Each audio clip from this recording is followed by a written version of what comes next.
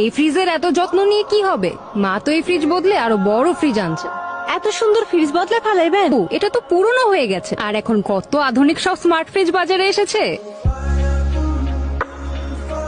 আপা একটা কথা কই। বলো। খালাম্মায় যদি আমার ফ্রিজটা দিতেন, তাহলে আমি বেতন থেকে আস্তে আস্তে টাকা শোধ করে দিতাম। খুব বেতনের বাহাদুরি হচ্ছে না, যা কাজে যা। খালাম্মা, আফা, আমাকে নতুন ফ্রিজ আইছে। শোন, তোর স্বামীকে বল একটা ভ্যান নিয়ে আসতে। কেন খালাম্মা, কোনো কাম আছে? এত বড় ফ্রিজ কি মাথায় করে নিয়ে যাবি? মানে এই ফ্রিজটা যেদিন কিনি তুই সেদিনও বলেছিলি আমাকে ফ্রিজ আইসা পড়ছে। নিজেদের জিনিস নিজেদের মধ্যে টাকা দিয়ে বিক্রি হয় নাকি পাগলি?